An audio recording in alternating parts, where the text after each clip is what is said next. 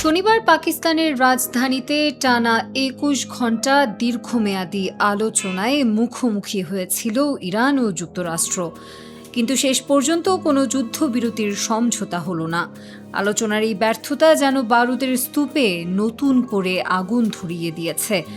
ইরানের parliament speaker Mohammad বাগের Ghalibaf, যিনি নিজেই ইসলামাবাদের আলোচনায় তেহরানের প্রতিনিধি দলের নেতৃত্ব দেন, কঠোর ভাষায় জানিয়ে দিলেন, এখন সিদ্ধান্ত নেয়ার পালা আমেরিকার।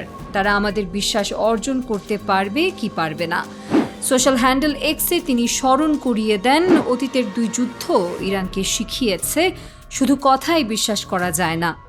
অন্যদিকে ওয়াশিংটনের সুরও অনমনীয়। প্রেসিডেন্ট ডোনাল্ড ট্রাম্পের প্রশাসন জানিয়ে দিয়েছে পরবর্তী পদক্ষেপ তিনিই ঠিক করবেন। ফ্লোরিডায় অবস্থানরত ট্রাম্প যেন এক কঠিন ক্রসরোডে দাঁড়িয়ে আছে। সামনে তার কেবল ৩টি পথ খোলা: ইরানের পারমাণবিক কর্মসূচি নিয়ে দীর্ঘমেয়াদী আলোচনা, যুদ্ধের আগুন আবারও জ্বালিয়ে তোলা, অথবা হরমুজ প্রণালীকে কেন্দ্র করে দীর্ঘ সংঘাতে জড়িয়ে পড়া। এই সংকটের কেন্দ্রে রয়েছে এক পুরনো কিন্তু বিস্ফোরক ইস্যু: ইউরেনিয়াম সমৃদ্ধকরণ। ইরান বলছে এটি তাদের অধিকার, অন্যদিকে যুক্তরাষ্ট্র এটিকেই দেখছে ভবিষ্যৎ পারমাণবিক হুমকির বীজ। বিশ্লেষকদের চোখ এখন আটকে আছে এক জায়গায়: হরমুজ প্রণালী। বিশ্বের প্রায় ২০% তেল এই সংকীর্ণ জলপথ দিয়ে প্রবাহিত হয়।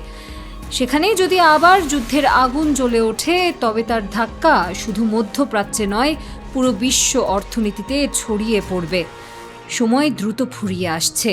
২ সপ্তাহের যুদ্ধবিরতির মেয়াদ শেষ হবে ২১ এপ্রিল।